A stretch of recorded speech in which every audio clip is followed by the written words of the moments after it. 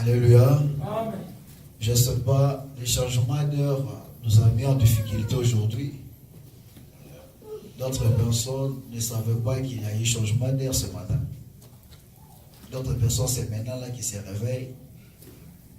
D'autres personnes viennent se réveiller il y a 30 minutes. Et certains ont pensé que 11 heures déjà passées, soit 12 heures, c'est déjà la fin du culte. Il n'y aura plus de culte. C'est-à-dire que nous avons déjà fini peut-être. Or, nous avons fait que nous devons respecter d'abord l'ancienne heure. Et les dimanches prochains, nous allons nous adapter à l'heure nouveau. Voilà pourquoi beaucoup de gens ne sont pas avec nous aujourd'hui. C'est pourquoi il faut toujours mettre le réveil chaque dimanche. Parce que s'il y a changement ou pas changement, le réveil va te réveiller à l'heure qu'il faut. N'est-ce pas? Et ça nous a fait mal de voir que certaines personnes ne sont pas là. Ça m'a touché. Mais que Dieu soit loué. Soyons toujours vigilants, pas à l'horloge de la maison, mais à l'horloge, à l'heure de la montre. Si on peut nous lire, c'est un tour de bouche, t'en supplie, pour honorer la parole. Nous sommes dans le livre d'Esther, chapitre 4 et chapitre 4, verset 11 à 17.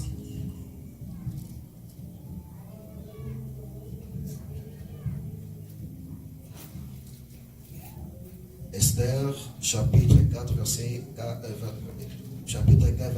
11 jusqu'à 17.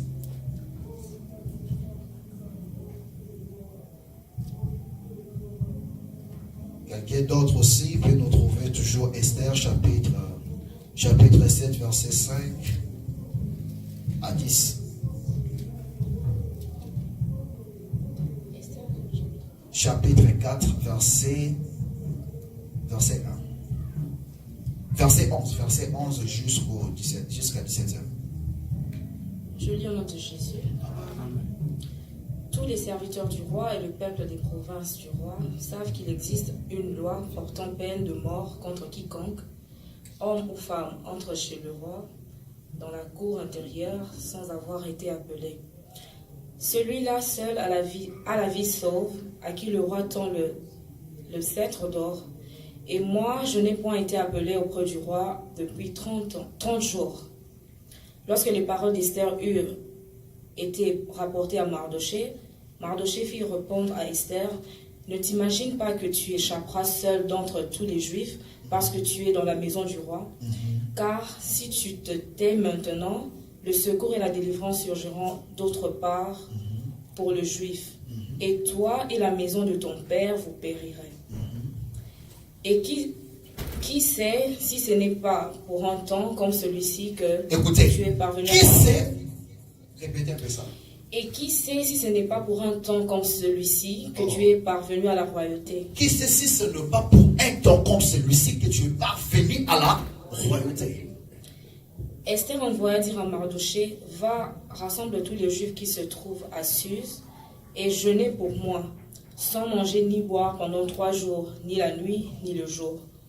Moi aussi je jeûnerai de même avec mes servantes, puis j'entrerai chez le roi, malgré la loi, et si je dois périr, je périrai. Malgré la loi, si je dois périr, je périrai. Mardoché s'en alla et fit tout ce qu'Esther lui avait ordonné. Amen. Verset 17. Mardoché s'en alla et fit tout ce qu'Esther lui avait ordonné. Et toujours Esther chapitre 7, verset 5. Esther chapitre 7 maintenant, verset 5. Jusqu'au 10e verset. Je lis au nom de Jésus. Amen. Le roi Assuérus prit la parole et dit à la reine Esther, qui est-il et où est-il celui qui se propose d'agir ainsi? Esther répondit, l'oppresseur, l'ennemi, c'est Aman, ce méchant-là. Aman fut saisi de terreur en présence du roi et de la reine. Et le roi, dans sa colère, se leva et quitta le festin pour aller dans le jardin du palais. Aman resta pour demander grâce à la vie à la reine d'Esther, car il voyait bien que sa perte était arrêtée dans l'esprit du roi. Lorsque le roi revint du jardin du palais, dans la salle du festin, il vit Aman qui s'était précipité vers le lit sur lequel était Esther. Et il dit, « Serait-ce encore pour faire violence à la reine chez moi dans le palais ?» Dès que sa parole fut sortie de la bouche du roi, on voila le visage d'Aman. Et Arbona, l'un des eunuques, dit en présence du roi, « Voici le bois préparé par Aman pour Mardochée, qui a parlé pour le bien du roi, et dressé dans la maison d'Aman à une hauteur de 50 coudées. » Le roi dit qu'on y pende Aman. Et l'on pendit Aman au bois qu'il avait préparé pour Mardochée, et la colère du roi s'apaisa. Et la colère du roi s'apaisa. Parole du Seigneur, on acclame Jésus. On acclame Jésus, on acclame Jésus. Tu peux répondre à ta place. Si tu peux saluer aussi ton voisin, dis-lui que Dieu te bénisse. Amen, amen, amen. Saluez-le avec joie. Sorom, si tu n'as pas la joie ce matin, qu'est-ce qui se passe au fait? Le temps. Qu'est-ce qui se passe? Le temps. Le temps qui a changé. Pourquoi? Beaucoup de gens sont réveillés en retard. En retard. Amen. Gloire soit rendue à Dieu. Nous bénissons Dieu qui nous a donné le souffle de vie et qui nous a aussi donné la force d'être là ce matin. Que Dieu soit loué. Quelqu'un peut balancer sa main? Quelqu'un peut balancer sa main? Ça fait déjà presque un mois que nous sommes en train de parler plus sur la grâce. Les 10 dimanches, les cordons aussi, à marteler là-dessus. Et aujourd'hui, je continue toujours par parler que sur la grâce. Pour aujourd'hui, notre thème sera la grâce est plus puissante que la loi. Amen. Je sais que la fois dernière, on s'est déjà fait à parler que l'alliance est plus puissante que... Non, la grâce est plus puissante que l'alliance. J'avais parlé que l'alliance est plus puissante que la loi. Mais aujourd'hui, je vais parler que la grâce est plus puissante que la loi. Est-ce que tu es content d'écouter cette parole? Est-ce que tu peux commencer à acclamer Jésus pour ça? Est-ce que tu peux acclamer Jésus pour ça? Est-ce que tu peux acclamer Jésus pour ça? Non, je pensais que quelqu'un allait faire mieux que ça. Je pensais que quelqu'un allait faire mieux que ça. Parce que je ne descends pas toujours. J'entends que quelqu'un puisse encore acclamer fortement Jésus. Non, je pensais que quelqu'un allait devenir fou lorsqu'il acclame Jésus. Je pensais que quelqu'un allait pousser même des cris de joie à le nom de Jésus. Quelqu'un qui croit qu'il a reçu la grâce de Dieu au-dessus de toutes les lois de sa famille qui l'acclame. Quelqu'un qui croit que la grâce de Jésus est plus puissante que la loi de la famille de son père, que la loi de la famille de sa mère, que la loi même de sa nation, la loi même de sa patrie. Pour bien l'acclamer, c'est Jésus. Écoutez, moi j'aime la grâce de Dieu. Parce que la grâce, c'est quelque chose qui est tellement puissant. Vous savez, nous avons expliqué, enseigné que la grâce est une faveur imméritée. Tout ce que l'homme reçoit par la grâce, l'homme ne fournira jamais des efforts, car c'est Dieu qui fera des efforts pour lui, mais l'homme va témoigner la grandeur. L'homme va témoigner les efforts. Pourquoi? Parce que Dieu va se charger de tout faire pour toi. J'avais donné une illustration. Une personne qui a la grâce de Dieu, si tu veux toucher à quelque chose qui te dépasse peut-être par rapport à ta taille, Dieu te portera au dos et tu toucheras à la chose. Lorsque tu dois faire quelque chose où tu n'es pas capable, Dieu va te doter de ses capacités afin que tu réalises cela. Et je sais qu'aujourd'hui, Dieu va encore te faire grâce au-dessus de toutes les lois. Est-ce que quelqu'un est avec moi là? Nous sommes en train de parler sur les textes dans le récit que nous venons de lire, c'est le récit pour Esther. Esther, c'est une femme qui était juive. Ce peuple juif était amené en captivité auprès des rois de notre pays. Et là, il y avait aussi un premier ministre qui s'est nommé Naaman. La personne de Naaman, c'était quelqu'un qui aimait la gloire. C'était quelqu'un qui aimait que lorsqu'il passait, tout le monde devait fléchir devant lui. Parce que c'était ça la loi de ce pays. Mais il y avait quelqu'un d'autre qui avait refusé à obéir la loi du pays où il s'est retrouvé. pour fléchir au devant des normes. Parce que lui, dans sa loi qui était la parole de Dieu, était que tu ne te fléchiras que devant l'Éternel ton Dieu. Il ne pouvait pas accepter de fléchir devant Aman. Et cette chose-là, ça faisait que Aman s'est fâché contre lui. Aman s'est fâché contre lui. Et de l'autre côté, il avait ce roi qui avait sa reine, sa femme fâchée. Mais il a eu quelque chose où le roi était en festin. Le roi va demander que sa femme puisse arriver où il était. Et lorsqu'on va appeler la reine va refuser d'obéir aux ordres du roi. Et cela avait indigné le roi. Le roi va dire, mais qu'est-ce que je peux faire pour une telle femme? Le sage se sont dit, non, Seigneur. Tu sais, cette femme sait qu'elle a fait ce type de désobéissance. Et si tu la laisses toujours continuer comme reine, elle va même détruire l'éducation de notre nation. Parce que d'autres femmes aussi vont suivre leur exemple afin de ne pas être obéissantes à leur mari. Ça quelqu'un me comprend. C'est-à-dire que la femme devait rester toujours soumise à l'homme. Mais l'exemple de la première dame, l'exemple de celle-là qui était destinée à montrer les modèles, n'a pas obéi. Elle avait servi d'un très mauvais exemple. Alors pour sauver la valeur, ou soit la dignité de ce pays, il fallait qu'elle soit remplacée par une autre femme. C'est ainsi que le roi s'est dit non. C'était le cas, appelez tous les jeunes filles. Nous devons maintenant chasser la reine fâchée et nous devons sélectionner une première dame qui pourra servir d'exemple. Est-ce que quelqu'un me comprend? Est-ce que quelqu'un me comprend? Et dans cette compétition, la Bible dit qu'Esther avait trouvé grâce. D'abord auprès d'un homme chez qui on leur donnait des biens pour le maquillage, le soin physique. Elle avait déjà trouvé grâce. Et derrière Esther, il y avait Mardochée qui le disait, ici tu dois faire ça, tu dois faire ça, tu dois faire ça. Pourquoi? Parce qu'il y avait quelqu'un auprès de lui qui était en train de l'écouter. Une personne à l'image de Mardochée auprès d'Esther, c'est une personne qui n'envie pas ta position, mais c'est une personne qui va t'aider pour que tu arrives à atteindre un niveau dans la vie. Est-ce que quelqu'un peut me comprendre? Il y a des personnes qui sont autour de toi, qui sont jaloux de toi. Ces genre de personnes ne vont pas te conseiller pour que tu puisses arriver à atteindre une dimension dans la vie. Mais ils vont mal te conseiller. Afin que lorsque tu vas tomber, parce qu'ils étaient en train d'envier la droite où tu es en train de chercher à aller. Ou soit c'est la place que tu cherches à occuper dans la vie. Mais la personne a écouté les conseils de Mardochée. Et cela a fait de lui une femme très distinguée.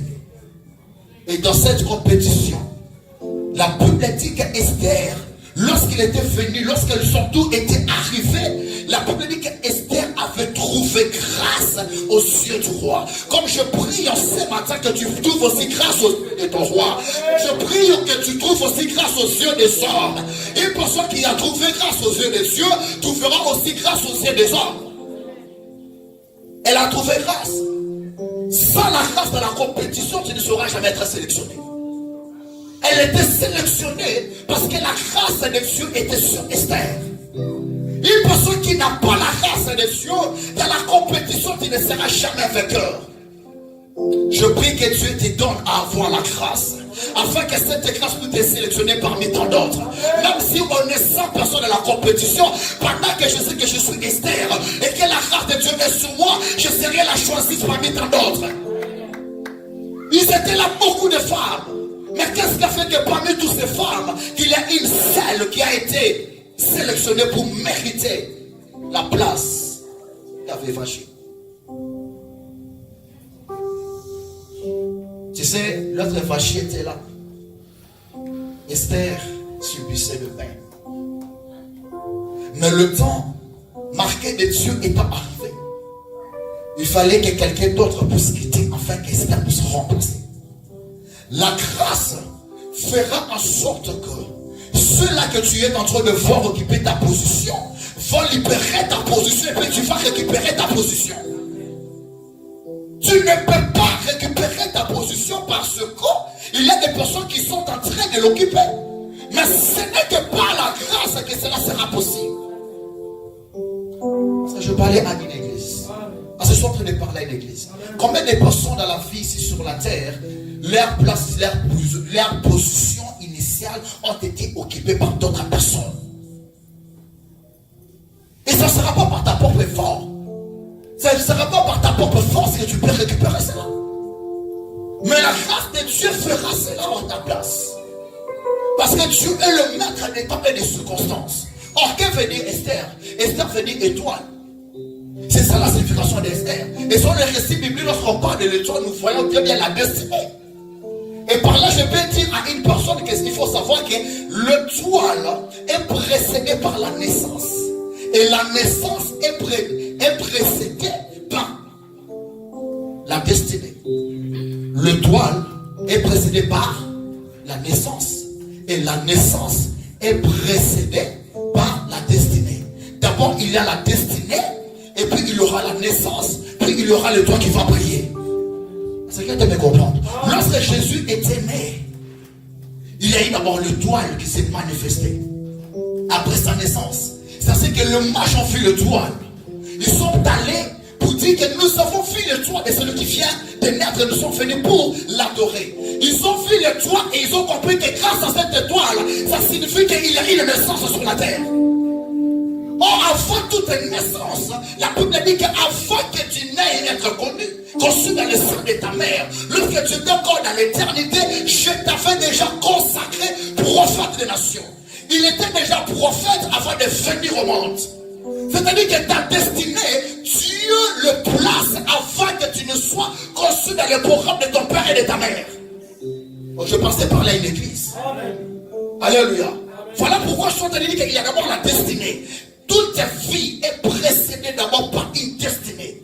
Tu ne peux pas venir au monde sans pour autant avoir d'abord une destinée tracée par Dieu. Or, sa destinée était quoi? De devenir reine. Mais cette reine ne demeurait pas comme une reine depuis le temps parce qu'elle était comme une esclave vendue. Et il y avait quelqu'un qui était là appelé au nom de Aman, qui cherchait à le tuer. Parce qu'il n'aimait pas le peuple juif. Ta position est pour régner, mais cependant tu es en train de te retrouver, être saboté, piétiné, marcher dessus par une certaine personne appelée Aman. Quelle est la situation qui domine dans ta vie? Quelle est la manne de ta vie?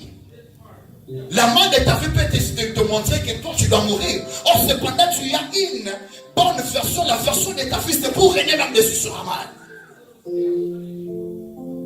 Le fils du roi, la Bible dit, sont ceux-là qui marchent par terre.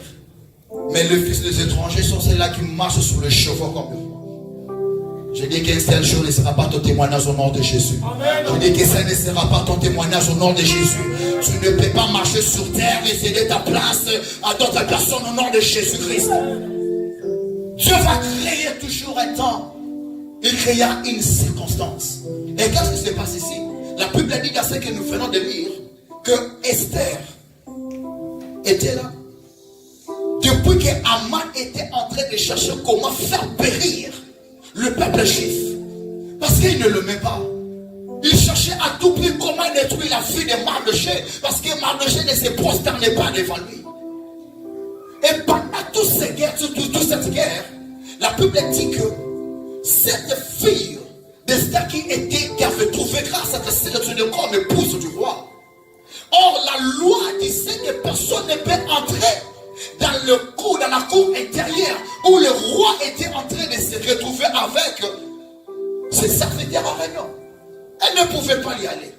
Or, pendant que le roi ne pouvait pas recevoir, c'était dans cette période-là que Aman était en train de chercher comment détruire le peuple juif. Aman était la femme, Esther était la femme du roi.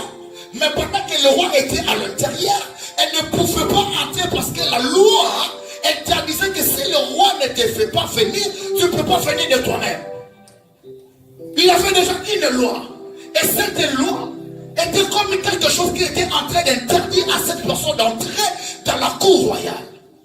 Je ne sais pas dans ta famille, je ne sais pas dans ta vie, qu'est-ce qui est en train de t'interdire d'entrer peut-être dans ta dimension que Dieu est en train de t'attendre. Qu'est-ce que tu es en train de t'attendre à ta dimension de mariage? Qu'est-ce que tu es en train de t'interdire de ne pas entrer dans ta postérité? Qu'est-ce que tu es en train de t'interdire de ne pas toucher aux finances? C'était une loi, tu ne peux pas entrer dans la cour intérieure pour voir le roi, quand même tuer sa femme. Cette loi interdisait. Les lois qui nous détruisent, ce sont les lois de nos familles qui sont en train de nous interdire à nos bonheurs. Je dois aller voir le roi, parce qu'il y a un problème ici. Si je ne vois pas le roi, personne ne saura arrêter Aman. Il y a des situations où tu dois voir ton Jésus afin que Jésus puisse dire stop à l'hémorragie. Mais c'était une loi qui interdisait. Elle va aller rencontrer Mardochée. Mardochée, regarde ce qui se passe. Mardochée va lui dire non. Oh, j'aime ce que Mardochée a dit. Il a dit, Esther, tu sais, qui sait si c'est pour des temps comme celui-ci que tu es parvenu à la royauté? Parce que quelqu'un a compris cette phrase. Donc c'était pour lui dire que peut-être c'est pour ce moment où que Aman est en train de chercher à faire périr le peuple juif, que Dieu avait permis que tu sois devenu la reine de cette terre. Ce n'était pas pour que tu puisses t'enfuir toi seul, mais c'était pour que derrière toi, plusieurs personnes aussi trouvent grâce, de la même manière que tu as trouvé grâce à devenir reine. La grâce que Dieu te fait trouver dans la vie n'est pas pour toi seul. Dieu te fait trouver grâce afin que d'autres personnes derrière toi trouvent aussi grâce. Mais souvent lorsque nous montons, nous oublions que pourquoi je suis au niveau où je suis. Pourquoi Dieu m'a placé où je suis. Mais Dieu t'a placé là parce qu'il a une cause. Ce n'est pas toujours pour toi, mais c'est parce qu'il veut qu'au travers de toi, tout un peuple soit sauvé. C'est pourquoi il dit que crois au Seigneur Jésus, tu seras sauvé toi et Esther avait reçu de parvenir jusqu'au palais. Mais c'était aussi pour que le peuple juif derrière lui soit aussi sauvé. Mais qu'est-ce que Mardochée va encore ajouter? Mardochée va ajouter, tu sais, si tu vas refuser, sache que le salut et la grâce viendra d'autre part. C'est-à-dire que tu es là pour un but. Regarde bien ta vie. Tu es là pour un but. Dieu t'a créé, c'est pour une cause. Si tu es en train de vivre, c'est pour une cause. Mais tu dois connaître le pourquoi je suis en train de vivre. Une personne qui comprend pourquoi je vis et pourquoi Dieu m'a placé ici, pourquoi Dieu m'a placé dans telle famille, pourquoi Dieu me fait marier à un tel homme ou à une telle femme. Lorsque tu maîtrises ces choses, tu sauras quelle est ta mission auprès de la personne chez qui tu es. Tu ne peux pas vivre sur terre au moment où tu ne comprends pas le pourquoi Dieu t'a placé sur terre. Mais si tu ne fais rien, parce que Dieu est souverain, Dieu fera toujours que sa mission ne puisse pas rater. Il fera en sorte que quelqu'un d'autre sera suscité pour sauver. Parce que si toi tu ne fais rien, Dieu le fera toujours par quelqu'un d'autre. Voilà pourquoi dans la vie nous avons aussi des personnes qui seront inutiles. Parce qu'ils oublient quelle est leur mission auprès de certaines personnes. Ils oublient quelle est leur mission dans son église. Ils oublient quelle est leur mission auprès de sa femme, auprès de son homme. Ils oublient quelle est leur mission auprès d'une maman, auprès d'un papa. Mais lorsqu'ils ne vont pas même comprendre cela, Dieu fera toujours que ce que tu devrais toucher par cette personne, même pas par cette personne, tu la toucheras toujours. Même si tu ne pouvais pas réussir, tu réussiras toujours. Parce que ce que Dieu dit est oui et amen. Que la personne te le donne ou pas, Dieu fera de temps, que des circonstances, et tu l'auras au nom de Jésus. Cela me rappelle la prison, Joseph. Joseph était dans la prison. Après avoir interprété les deux rêves des deux personnes, il a dit alors tu vas mourir. Mais à l'autre personne, il a dit que toi tu sortiras, tu seras auprès du roi. Mais Joseph va lui dire une chose. Tu sais quoi? Lorsque tu seras auprès du roi, souviens-toi de moi, Joseph. Je suis ici dans la prison. Ne m'oublie pas. Va au roi, que le roi puisse me sortir. La Bible dit que la personne sortant de la prison et il oublia Joseph. Joseph a supplié longtemps. Mais la personne sort de la prison et la personne va oublier Joseph. Combien de personnes de la vie t'ont oublié? Mais cependant tu pensais vraiment, je lui ai fait du bien, il va sortir. Mais je lui pardon, parle aussi pour moi auprès.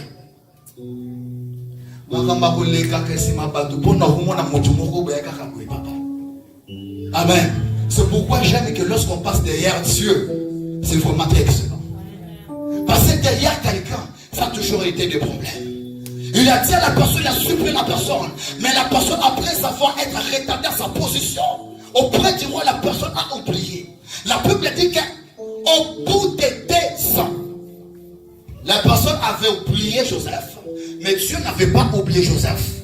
Qu'est-ce que Dieu a fait? Dieu a créé un temps. Il a créé une circonstance. Afin que dans cette circonstance, que le roi puisse avoir un songe. Dans ce songe-là, même les magiciens étaient incapables de saisir le songe, rappeler le songe et aussi donner son interprétation. C'est alors que la personne va se souvenir. Oh, il y a quelqu'un de la prison. J'ai dit à quelqu'un que les gens qui t'ont oublié dans la vie, Dieu créera une circonstance, ils vont se souvenir de toi. Les gens qui t'ont tourné le dos, Dieu créera un temps et une circonstance, ils vont se souvenir de toi au nom de Jésus. C'est alors qu'il va dire, il y a quelqu'un dans la prison. On est allé trouver Joseph et le sortir. Et depuis ce jour-là, Joseph était devenu centre du gouvernement. Pourquoi? Parce que ce n'était pas que cette fois-là, il est passé derrière la personne. La personne l'avait oublié, mais cette fois-là, c'était Dieu qui a appelé Joseph et Joseph fait passer par Dieu. Parce que c'est Dieu qui a fait donner le songe. Pourquoi? Parce qu'il ne fait pas quelque chose sans but. Il a fait ça par un but. Qu'est-ce que c'était ce but-là? C'était pour que Joseph puisse sortir et interpréter les rêves. Vous savez quelqu'un avec moi? Et voilà maintenant que Esther a dit, comme tu as dit, c'est là, moi Esther, je n'ai pas le choix. Voilà ce que je demande. Que tout le peuple, parce que moi je n'ai pas vu le roi, ça fait déjà 30 jours qu'on ne s'est pas vu avec le roi. Mais je ne sais pas quoi faire. Comme tu as dit comme ça, Mardoché, demande au peuple de gêner avec moi pendant 3 jours. Dis avec moi pendant 3 jours. Je vais gêner après le gêne. Je vais aller à la cour. Car bien même la loi interdisait. Une personne qui va entrer à la cour sans voir le roi, son sort sera la mort. Mais moi je vais accepter que je meurs ou pas, je vais toujours aller entrer. Si je périrai, que je périsse. Dieu aime de telles personnes. La vie c'est l'ensemble des décisions. Si tu n'es pas une personne qui prend des décisions dans ta vie, sache bien que tu vas échouer. Parce que la vie c'est l'ensemble des décisions, soit tu bon, soit tu mauvais. Ta vie est la qualité de tes décisions que tu prends dans la vie. Est-ce que quelqu'un est avec moi? La qualité de ta vie dépend de la qualité de tes décisions que tu es en train de prendre de ta vie. Soit tu es en train de prendre des décisions très mal, soit tu es en train de prendre des bonnes décisions. Peu importe le prix, il faut assumer. Et elle a dit que je vais aller. Si je périrai, que je périsse. Mais je vais faire quoi? Entrer et accéder dans la cour intérieure. La Bible a dit que Esther va entrer. Dis avec moi, Esther va entrer. C'est comme je suis en train de voir quelqu'un va entrer dans son mariage aujourd'hui. Je suis en train de voir que quelqu'un d'autre va entrer dans sa postérité aujourd'hui. Je vois que quelqu'un d'autre est en train d'entrer dans son élévation aujourd'hui. Je vois quelqu'un d'autre qui est en train d'entrer dans sa grandeur aujourd'hui. Esther a pris la décision. Il a dit que si je mourais, je vais mourir. Mais je veux faire quoi? Je vais entrer. Lorsqu'elle était entrée, tout le monde était debout. Le roi ne l'a pas vu. Seigneur, nous devons maintenant la faire périr. Maître, nous devons la faire périr. Le roi est resté en train d'observer. Et le roi s'est dit, non, elle a trouvé grâce à mes yeux. Et le roi a pointé sur Mardoché le sceptre d'or royal. Lorsque le roi va pointer le sceptre d'or royal, c'est la personne qui est entrée à la cour sans l'ordonnance royale. La personne sera sauvée. Écoutez, bien-aimé dans le Seigneur. Il y a certaines lois qui cherchent à ce que tu puisses mourir. Il y a certaines lois qui se présentent dans ta vie pour te faire perdre certaines choses. Mais lorsque tu entres dans la prière après avoir gêné 3 jours, c'est pourquoi une personne qui prie, c'est une personne qui est plus puissante que toutes les lois. Parce que lorsque tu pries, tu auras la grâce de Dieu, Dieu sera avec toi. Malgré les lois, tu vas entrer où la famille était en train d'interdire que tu puisses entrer.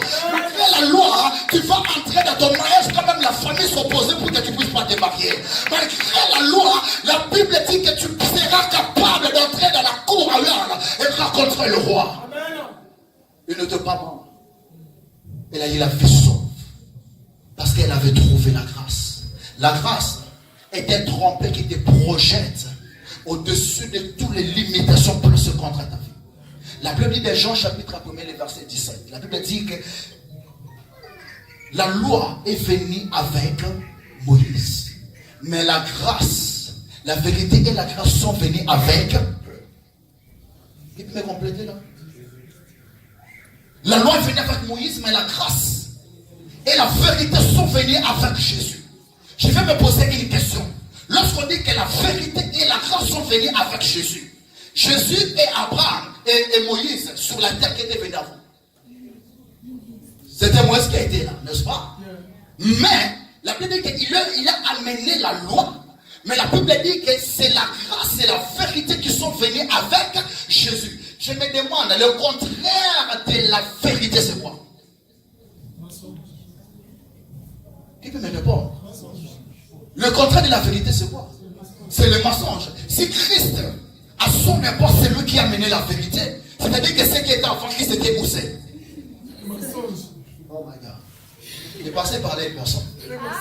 Je passais par là une personne, quelqu'un peut me comprendre. Parce que le contraire de la vérité, c'est le mensonge. Mais la Bible dit que la grâce et la vérité sont venues avec Jésus. C'est-à-dire que tous ces mots-là qui étaient avant Jésus, ils étaient poussés. Dans le mensonge, c'est-à-dire même Moïse était poussé. Pourquoi je le dis? Parce que Moïse a amené la loi. La loi est pour condamner. Mais la grâce, elle ne condamne jamais. Quand même la grâce est aussi trompeuse.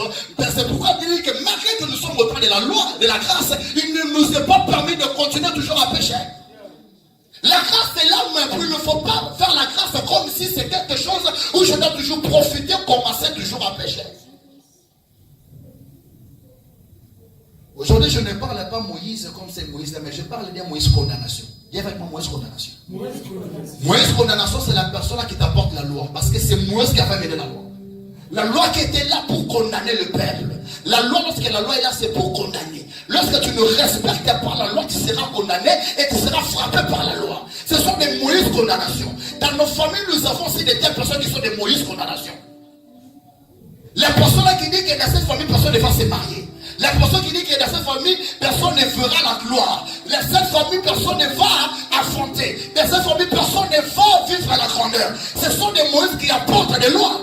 Mais la Bible dit que c'était la grâce et la vérité sont venues avec Jésus. C'est-à-dire que le Moïse est là. Mais ta famille qui est en train de te condamner, c'est un menteur. Je dis que les personnes qui sont en train de te condamner, c'est un menteur. Les personnes qui ont placé des lois dans ta maison, dans ta famille, ce sont des menteurs. La personne qui dit la vérité, c'est Jésus. La vérité est venue avec Jésus. La vérité est venue avec Jésus. Et quelle est la vérité? Tu vas te marier. Quelle est la vérité? Tu vas affronter. Quelle est la vérité? Tu seras grand. Quelle est la vérité? Tu toucheras à tout ce que tu es en train de t'attendre. Mais Moïse va amener le mensonge par sa loi. Personne ne peut condamner celui que Dieu fait grâce. Que mon Dieu te bénisse.